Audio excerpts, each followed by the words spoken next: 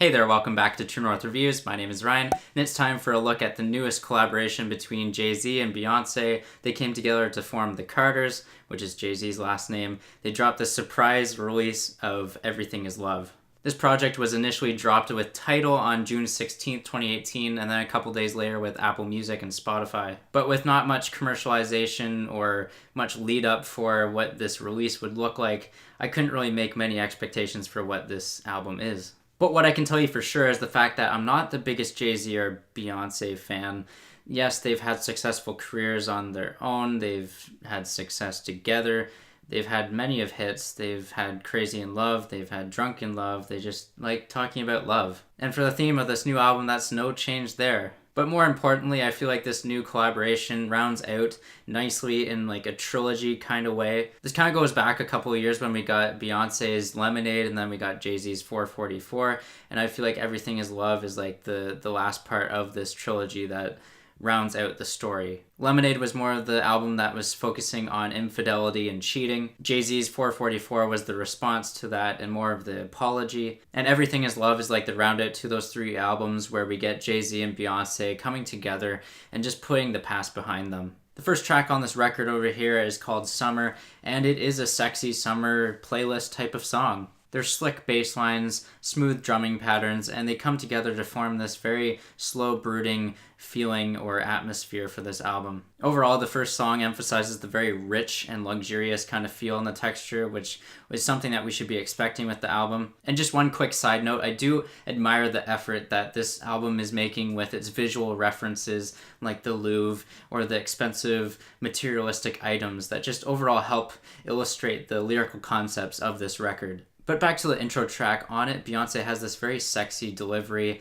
She pulls it off pretty well, not as good as her older self-titled album, like the song Haunted. Later on the song, Jay-Z makes his first appearance on the album. He comes through with a decent verse, which has some animal analogies, some nice wordplay, like his Lambo being a sheep. Overall, the intro track from Everything Is Love tackles something similar to what Drake was trying to do on Summer's Over Interlude, which was on Views back in 2016. But here instead, with Jay-Z and Beyoncé, they're executing the song with compelling lyrics to reinforce the song's slick quality. The next song on the Carters album is entitled Ape Shit. I did cover this in a review before. That was in my first installment of Hot and Cold. Check that out if you'd like to see more. But I'll make some additional notes right here. So a couple weeks later from its initial release, Ape Shit remains the hottest track on the iTunes and Spotify playlist. And I do think that this song will be here for a while. It will be overplayed at clubs. It will be overplayed during Frosh Week across all the university campuses. So just be prepared for its punch to deteriorate with time. Nonetheless, it's a song that should remain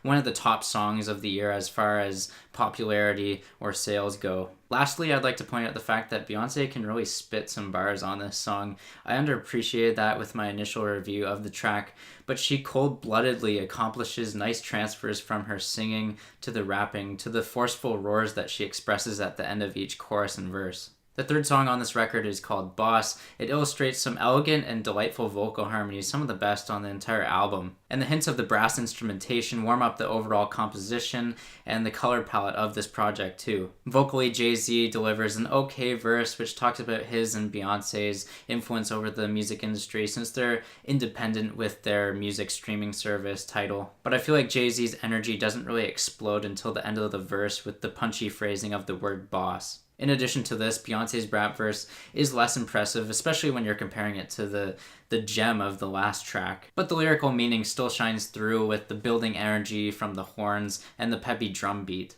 The next song, Nice, is a major speed bump in this record. It's probably my least favorite on the entire project. The vocal harmonies on this track are just atrociously weak. They're so clunky and monotonous. They clash with everything from the trap-inspired hi-hat to the bouncy bass.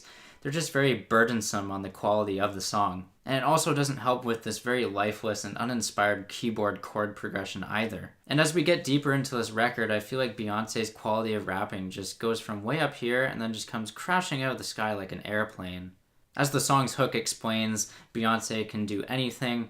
Well, clearly she can't rap here, that's for sure. The redeeming touch to the song for me personally is Beyoncé's mention of not wanting to put her music on Spotify before Tidal, as she lost out on a lot of money with her previous record, Lemonade, But that's okay, because that's just showing that she doesn't really care too much about the money. She's more about the musical expression or the art. 713 is the next track off of Everything Is Love. Its title is referencing the Houston area code, and it's another dim spot on this record. The lyrical content of the song deals with Beyonce's love for her hometown before she became famous, but Beyonce just sounds like garbage on this, and that's not something I say very often, and it's just the auto-tune that really takes away from her soaring vocals on this song. The hook in the song is a sample from Still Dre, which was written by Jay-Z, so cool, let's make something exciting out of it. Wrong. Instead, Beyonce and Jay-Z just make a bastardization of this 1990s masterpiece. From the horrendous and dreadful noise, this song doesn't even feel like it's music. The verses are poorly produced, the drums, piano, and bass are way too thin and mixed very crudely, and everything in the song just clashes. There's nothing that sticks out as melodic or catchy or sonically smooth. So overall, this 3-minute track just feels like a waste of time. Luckily, the next song on the record, which is called Friends, pulls us out of that 2 to 3 song slump. Lyrically, it's a very interesting song. We get Jay-Z and Beyonce staying very humble for their friendships and how much they lean on them to take care of their children during the turmoil of their own relationship. Musically, the instrumentals are very haunting and chilling, with a very eerie keyboard, similar to Kids See Ghosts, but a little less punchy. On the downside of this song, I feel like the staccato flow sticks out like a sore thumb, as so many rappers nowadays are just using the same delivery over and over again with no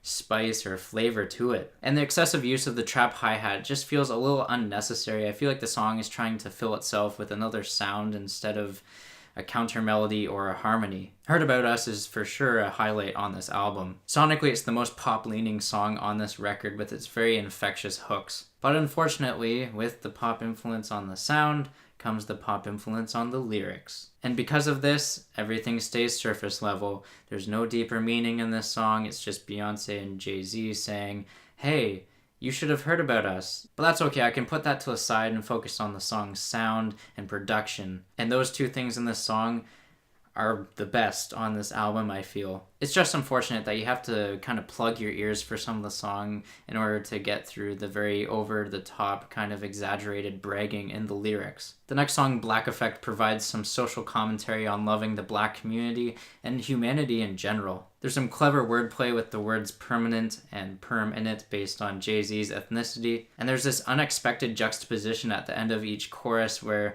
fans are going crazy at Jay-Z and Beyonce's concerts and being told to put their hands up. But immediately it transforms into the two artists mimicking the police for their misbehaviour. Unfortunately, I'm not well versed in what all of these references are in the song, but I still appreciate what the aim of the song is. Sonically, the cut is layered with this bouncy bass, decent vocal samples, and a variation of hard trap drum beats with some softer regular rock drums. The only downside of this song is the very abrupt ending. And now we've made it to the final cut on the track listing, which is called Love Happy. Comes through with one of the best vocal performances on the entire project, the most personal too. I can feel the pain and the emotion in Beyonce's voice when she wanted to end her relationship with Jay-Z. And some of the lyrics on this song echo back to Lemonade, the cut Sandcastle. On this final cut here, Beyonce points out that the beaches are not always a paradise, but nightmares only last one night. It's a nice positive, uplifting message for failed relationships in general and how you can move on.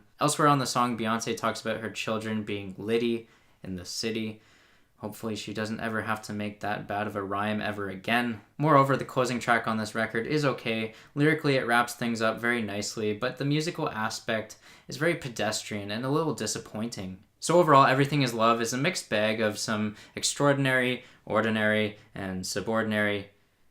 I know that's not a real word, but I'm doing my best to reflect and summarize this album's quality.